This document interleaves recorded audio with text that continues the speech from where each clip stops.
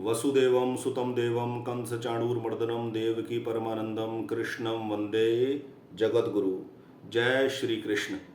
सर्वे भवन्तु सुखिन। सबका जीवन मंगल में, सुख में, शांति में हो, यह परमपिता परमेश्वर से प्रार्थना है। मित्रों, सबको प्रणाम, हार्दिक स्वागत है आपका। आज की इस वीडियो में बात करेंगे कंप्यूटराइज्ड हॉरोस्कोप के बारे में।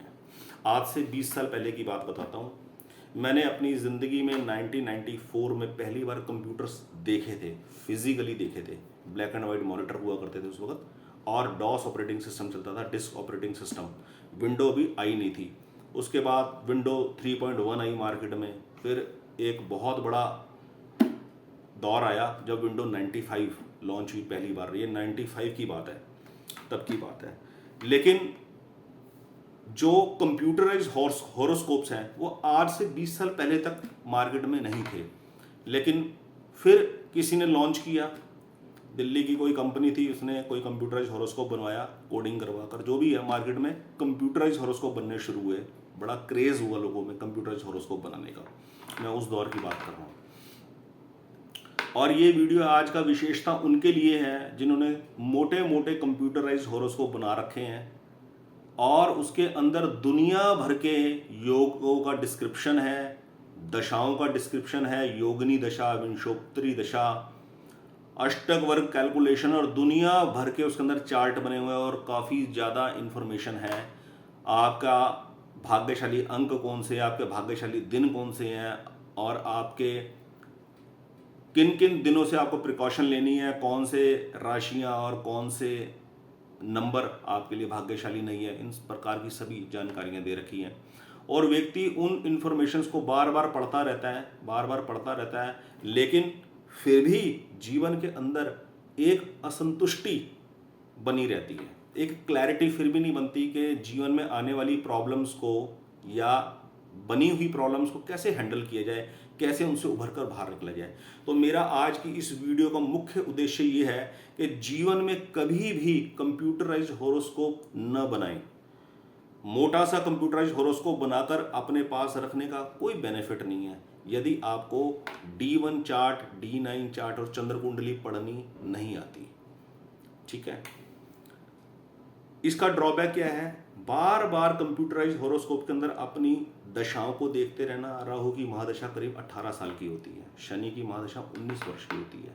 अब जिन व्यक्तियों की इन दोनों में से कोई एक दशा चल रही हो, या अन्य भी कोई दशाएं, मान लीजिए बुध की भी दशा बहुत लंबी होती है, 16 वर्ष की गुरु की दशा होती है, तो ये जरूरी नहीं कि गुरु की दशा शुभ ही जाएगी। बहुत से लगन ऐसे होते हैं जिसके अंदर गुरु की दशा शुभ नहीं जाती। अभी मैंने एक जन्म कुंडली देखी मेष लगन की, वो कहते हैं अभी मेरी शनि की दशा चल रही है, लेकिन गुरु का जो पीरियड था वो इतना बुरा था कि मैं आपको बता नहीं सकता, क्योंकि मेष लगन के अंदर गुरु की जो लॉर्डशिप है वो क्षय भाव की भी है। 12वां नंबर जो है वो 12वें भाव में पड़ता है, क्षय भाव में पड़ता है। बेशक वो भाग्य भाव के स्वामी भी है। इसलिए कंप्यूटराइज हॉरोस्कोप के अंदर दर्ज की हुई इंफॉर्मेशन को बार बार पढ़ना, बार बार उसे देखना जीवन की किसी भी समस्या का हल नहीं देता। दूसरी बात, कभी भी अपना राशिफल ना देखें। फलाना फलाना ग्रह फलाने फलानी राशि में जा रहा है, फलाने नक्षत्र में जा रहा है, फलाने चरण में जा रहा है, इससे इन राशियों के ऊपर यह प्रभाव पड़ेगा, इसका कोई भी फायदा नहीं है। जीवन के अंदर कोई भी फायदा नहीं है। आदमी केवल और केवल ज्योतिष की इतनी सी इंफॉर्मेशन के अंदर अपना समय कंज्यूम करने वाला ही बना रहता है। इसलिए कंप्यूटराइज्ड हॉरोस्कोप का सहारा बिल्कुल भी ना ले, बिल्कुल भी ना ले।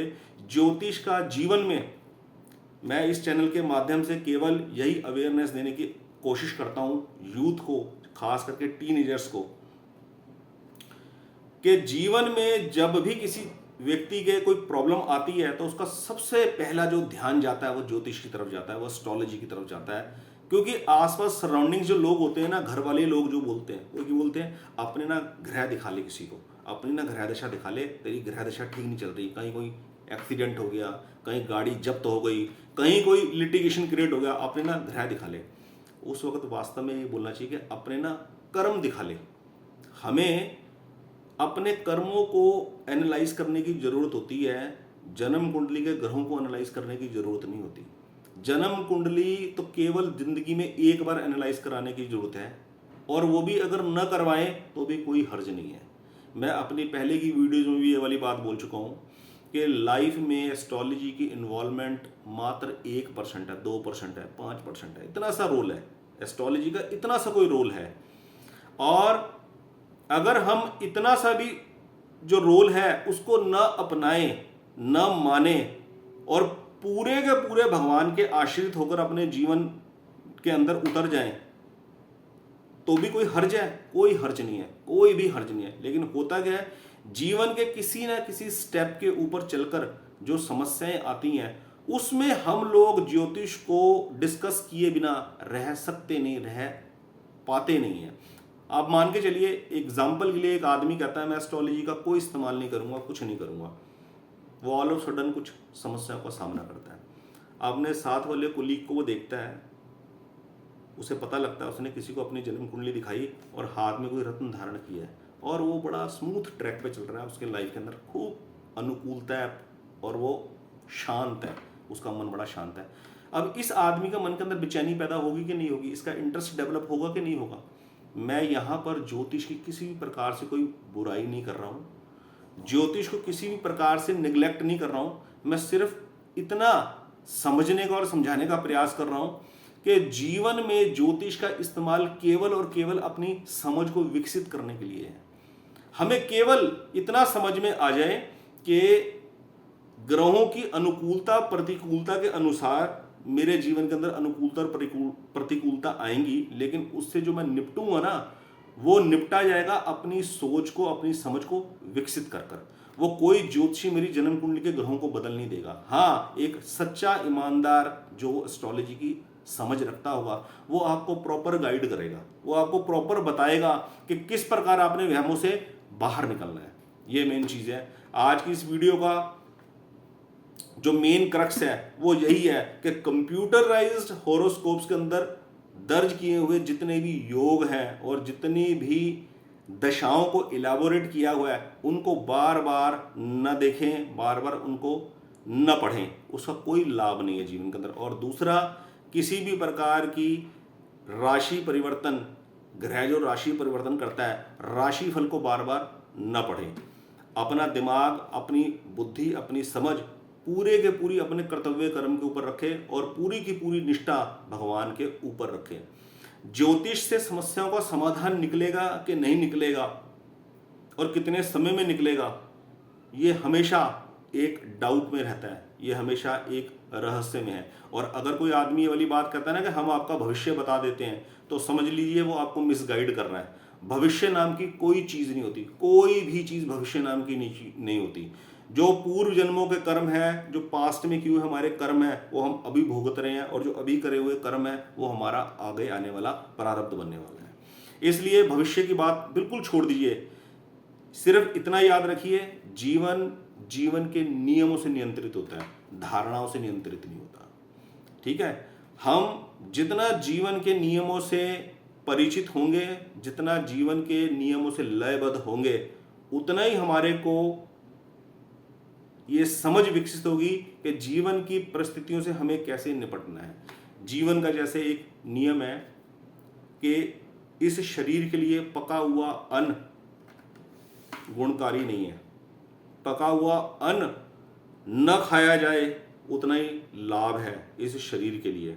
लेकिन हम क्या करते हैं, हम आजीवन पका हुआ अन्न ही खाते रहते हैं, और जब भी हम बीमार पड़ते हैं तो एक अच्छा डॉक्टर, एक आयुर्वेदिक डॉक्टर, एक नेचुरोपैथी का डॉक्टर सबसे पहले अन्न का त्याग करवाएगा।